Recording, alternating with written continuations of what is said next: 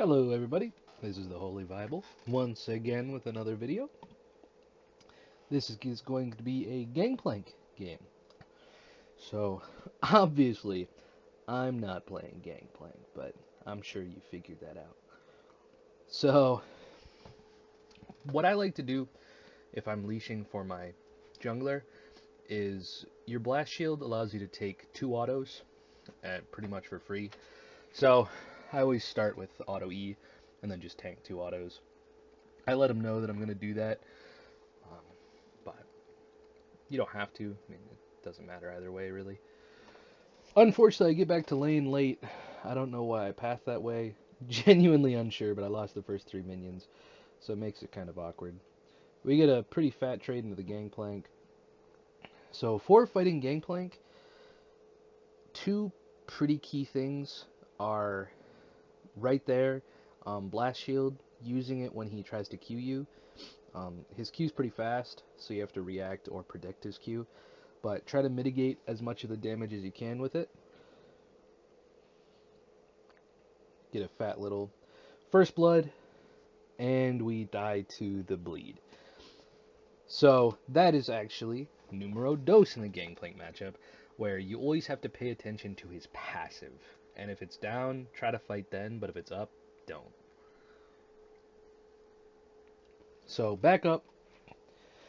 We end up going phase rush this game. Not really for any particular reason. I just wanted to try it out. Didn't know who I'd be going up against, so I just went for the phase rush. I thought it'd be Gragas and Gangplank mid, but either way, it doesn't really matter. We just get back to lane, instantly get ganked by the jungler. This is right about the time that junglers come up, which is, and as you see, about 3 minutes. Between 2:45 and 3:30 is when junglers come up. So normally most junglers start on the bottom side and they path up, so that's the timing you have to be wary of. Since I was fighting, I totally was absent-minded and didn't think about it. So now I'm pretty behind in XP just because Gangplank has gotten a lot of minions and I've been denied some, and I lost those first 3, so it's a little bit awkward. But here is the other thing to pay attention to, is obviously his barrels.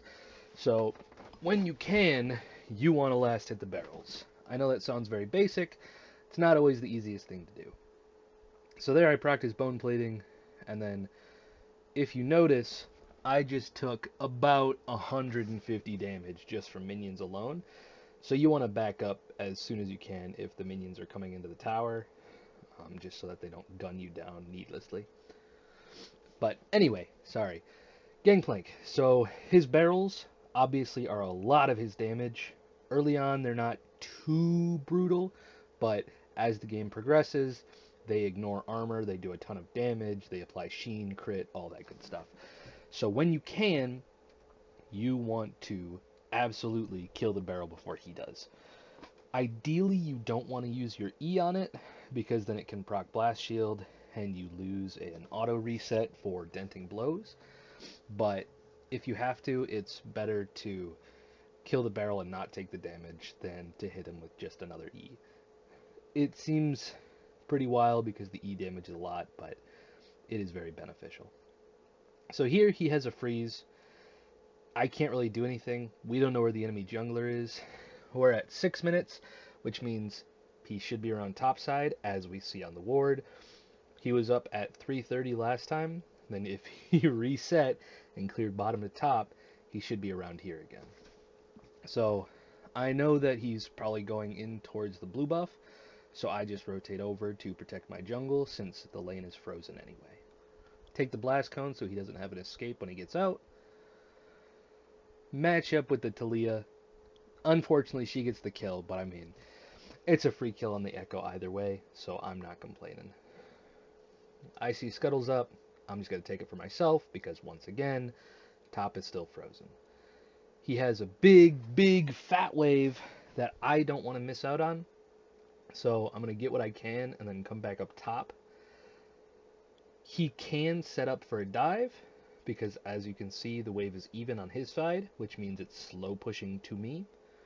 So What he wants to do is do as much damage as he can to me here, and then slowly push in the wave so that he can set up a dive.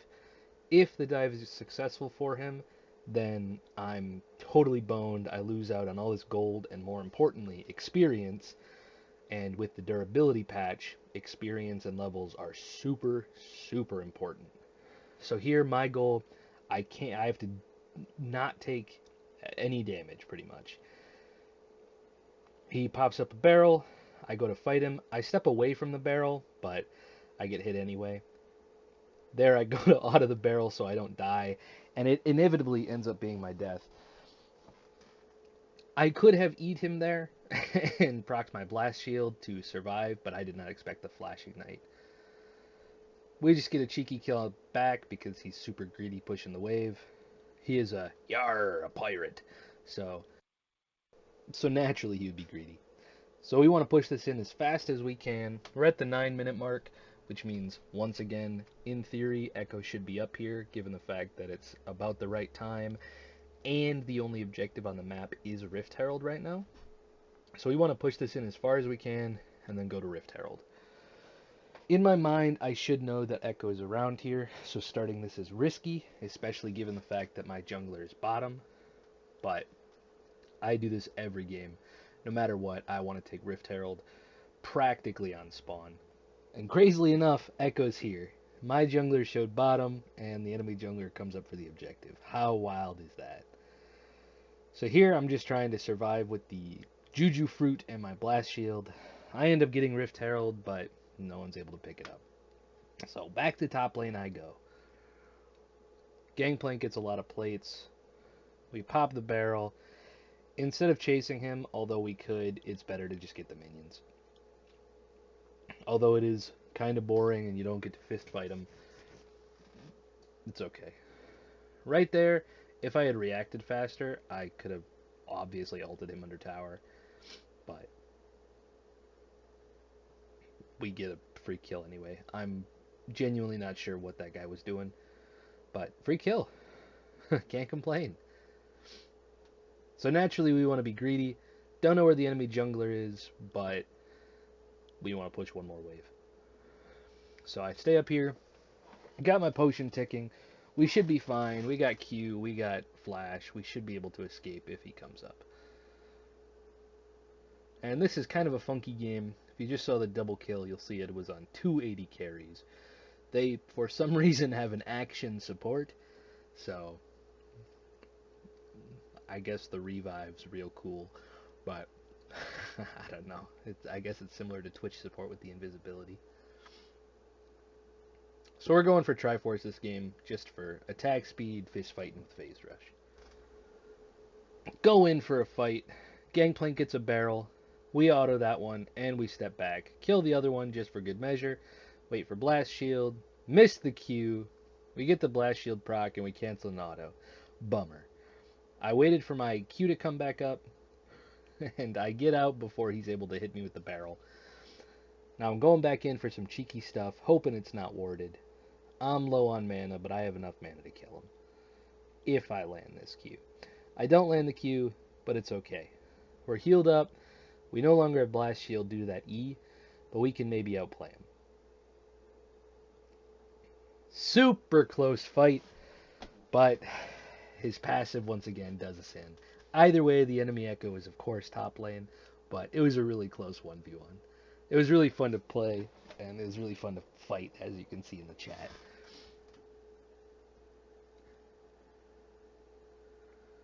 So now, we end up just going bottom. Our team is pushing mid, and I'm not sure necessarily why I went bottom. I think there was just a big wave to catch, and so here I am. Gangplank went mid, should be a free kill, or a free tower. My Katarina gets a pentakill, absolutely beautiful. That means I just get to push for free.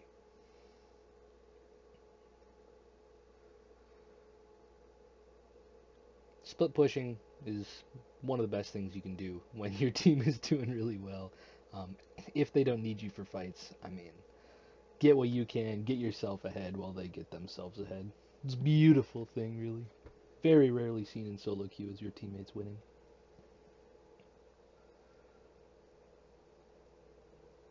back top we go. You got that bottom tower. God, going for the top tower.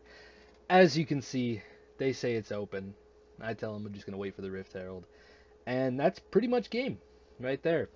We end up getting the Rift Herald, and they open. It's just actually like that easy.